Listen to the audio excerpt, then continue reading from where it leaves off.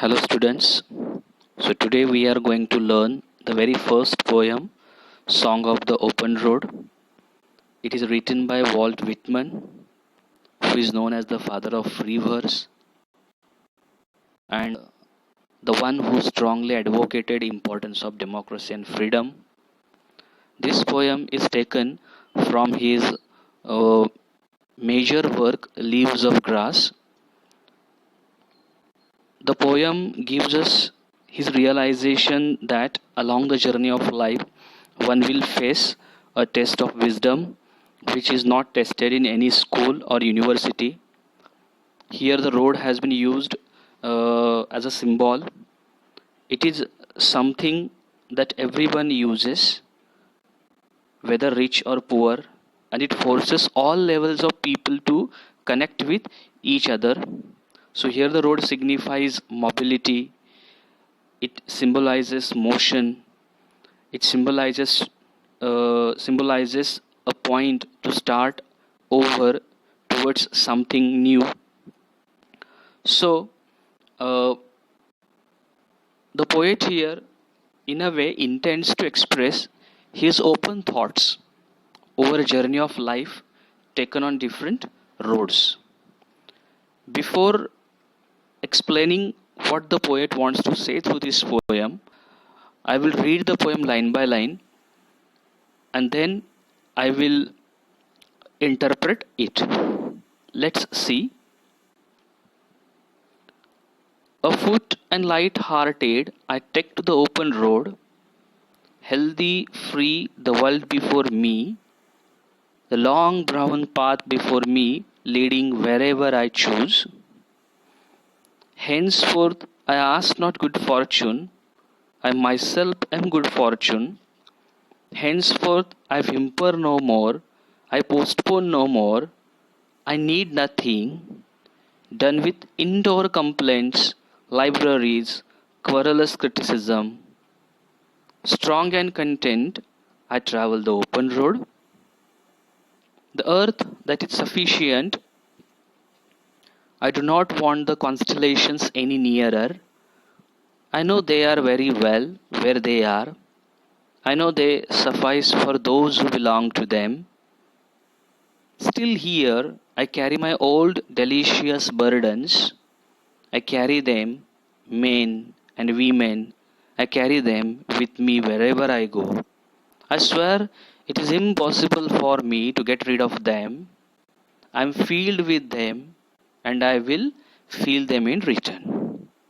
So, Walt Whitman has very nicely presented his ideas on freedom. Let's see the poem line by line.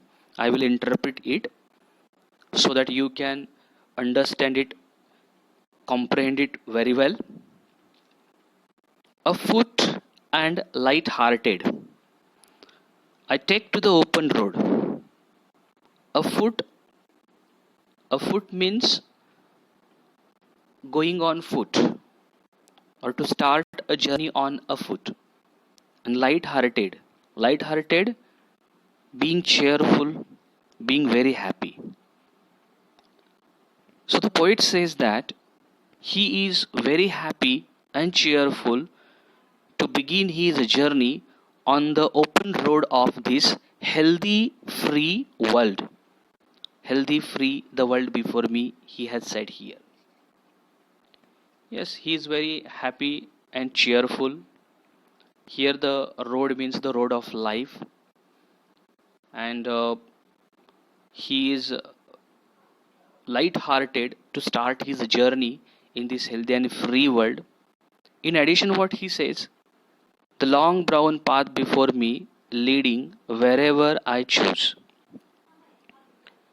This means the poet has a complete control over the journey that he has started, and therefore he says that he is free to choose the brown path wherever to travel. So, the very first stanza clearly indicates his open thoughts. Henceforth, I ask not good fortune, I myself am good fortune. Henceforth, from this moment onward, or from now onward, the poet says that he will not ask for any good fortune, he will not pray for any luck, because he believes I myself am good fortune, that he is the creator of his own fortune. He is responsible to make his own luck and fortune. Henceforth, I whimper no more, I postpone no more, and I need nothing. As he is traveling alone, he feels that from this moment onward, he will not cry over anything, he will not hesitate to do anything, even he will not postpone anything or delay anything, and he even doesn't need anything along with him. Why he says so? Because the next line clears it. Done with indoor complaints. I will just add two words here. Because I am done with indoor complaints, libraries, querulous criticism, strong and content, I travel the open road. Because he has already dealt with all those arguments, complaints, libraries, and those uh, argumentative things, and therefore he has been very strong, he has been very satisfied in order to travel on this open road. In a whole, in the second stanza, the poet says that he doesn't want to pray for any good fortune, as he considers that he is the maker of his own fortune, and therefore he further says that he will not cry or hesitate to do anything without postponing it. Besides, he even expects nothing in return. Why is it so? Because he is satisfied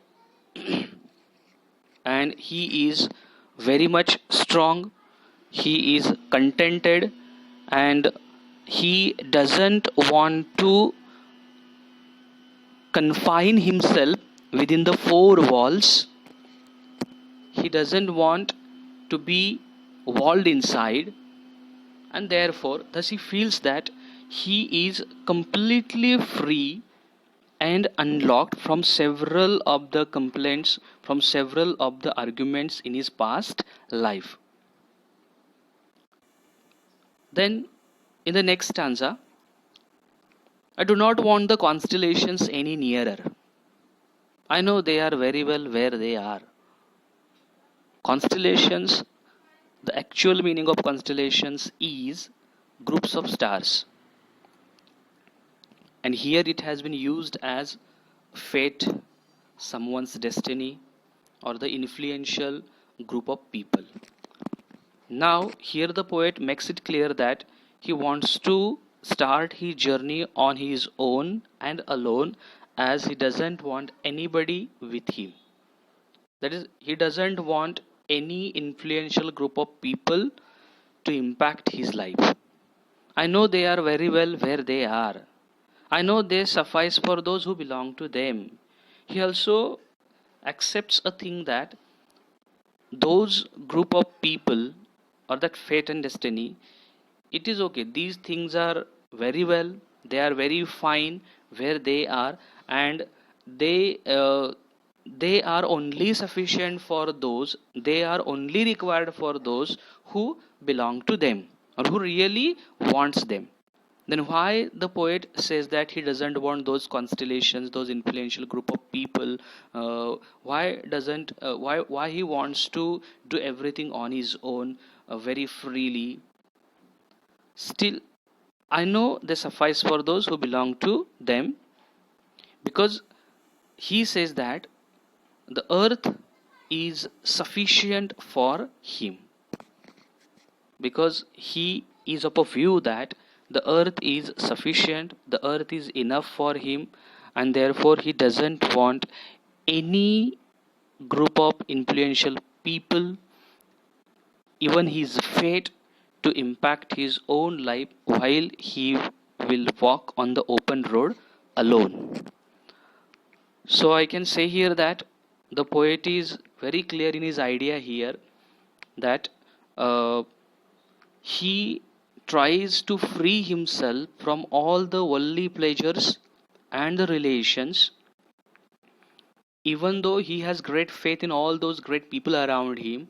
He wants to continue his journey alone without getting impacted by their lives, as he wants to create his own fortune, as he wants to make his journey on his own. And with this, the poet continue, still here I carry my old delicious burdens.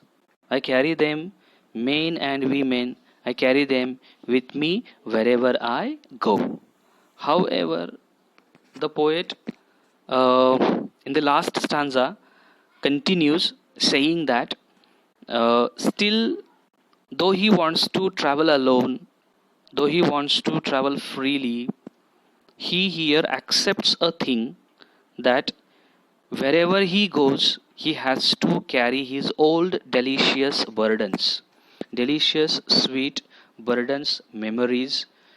Wherever he goes, he has to carry all those memories with him. Those memories of kind and good people and the places he has visited. I swear it is impossible for me to get rid of them. Even though he tries, he can't forget them, and even he even can't get rid of them. It is very hard for him. I'm filled with them. Why he feels that? Why he feels that it is very difficult for him to get rid of all these sweet and sweet good memories? Because I am filled with them, and I will feel them in return. Because his entire life is completely filled with those good memories, and now he feels that it is his turn to feel their life in return.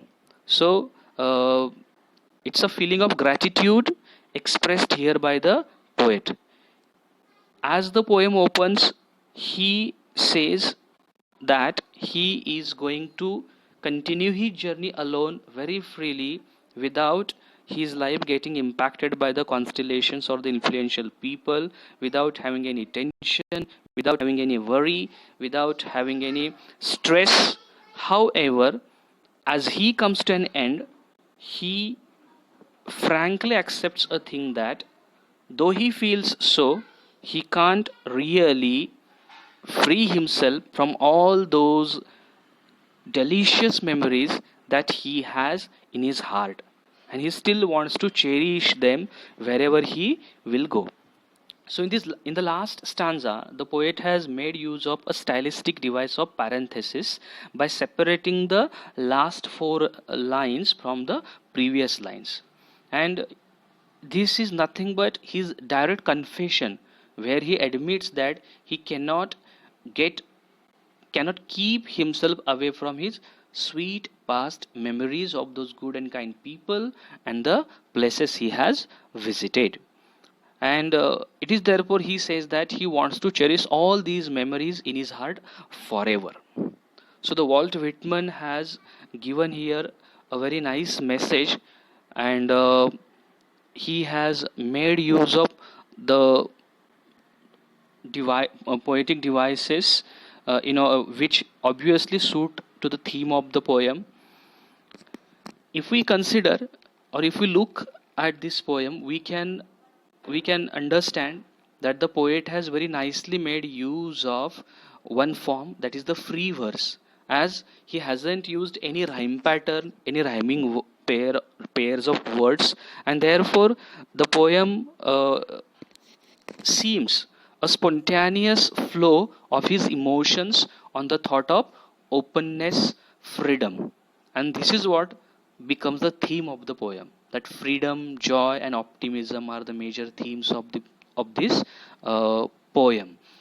If we if we want to talk about the language, it is very simple. The poet has been successful in conveying his idea about freedom. The poem is easy to understand. The poetic devices primarily used in the poem are inversion, climax, repetition, and metaphor. Even the use of paradox has also been done here. And three special features we can find here. One has already discussed by me, that is parenthesis, separating last four lines with the previous lines.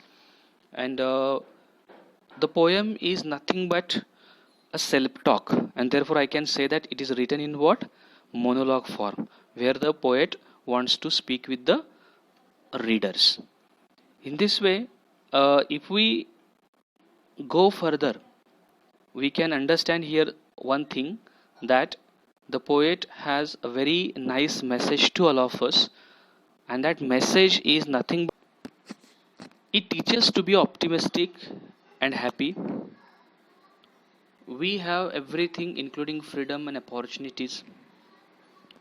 The poem, in a way, motivates us to enjoy the life in this healthy free world. It motivates us to fill our heart with immense pleasure. The poet is successful in conveying his idea regarding freedom. He shows here his inner desire to enjoy life to its fullest without bothering about the worries and tensions and complaints in one's life. And thus, I can end it by saying the poet Walt Whitman supports the carefree pleasures of traveling and encourages others to break free from their domestic attachment to join him. Thank you.